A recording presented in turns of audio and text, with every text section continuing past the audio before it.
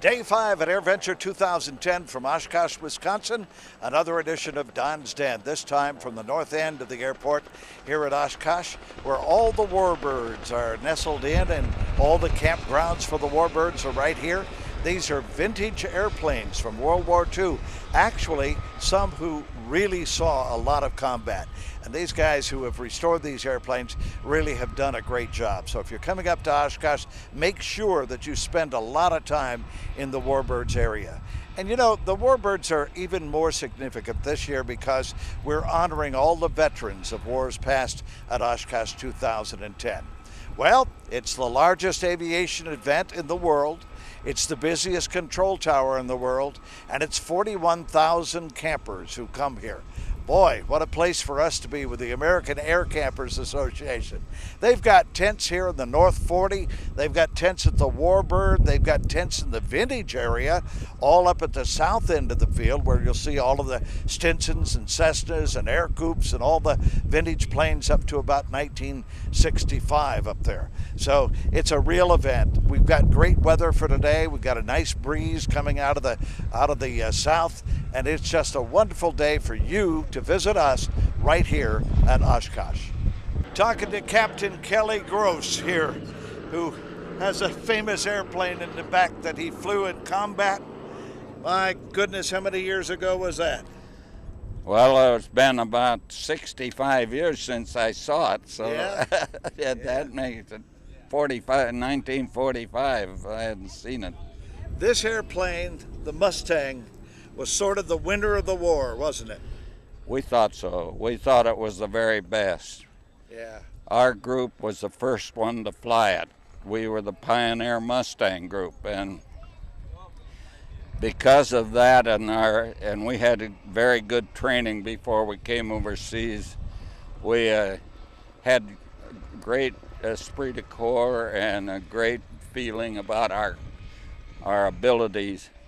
And then we got the best airplane, and it made for, you know, I said this before, and I just read it in Robin Old's book too. He said there are two kinds of fighter pilots, hunters and the hunted, and we were definitely the hunters. Yeah. Our group. The new kids came in, and they would go right back. Would gain that same feeling. I was squadron operations officer, made up the schedules.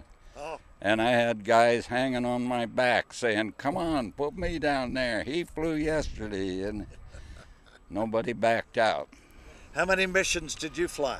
105 combat mission. Wow. 400 hours. My goodness gracious. What did you like best about the Mustang?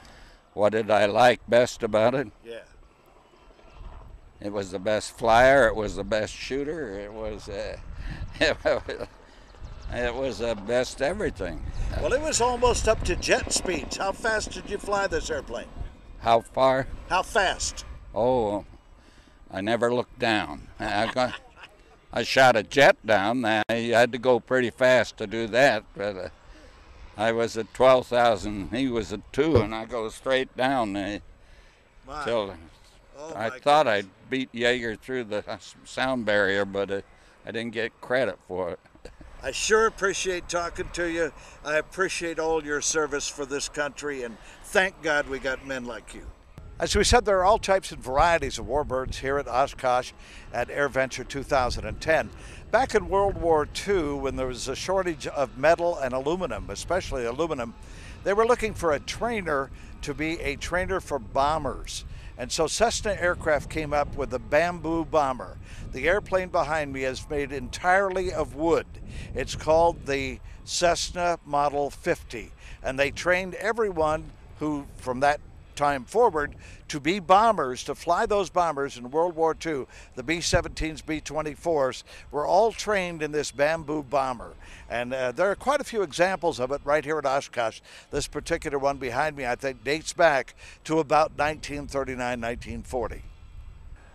Speaking of training aircraft, probably the most popular training aircraft in World War II was the Stearman Model 75.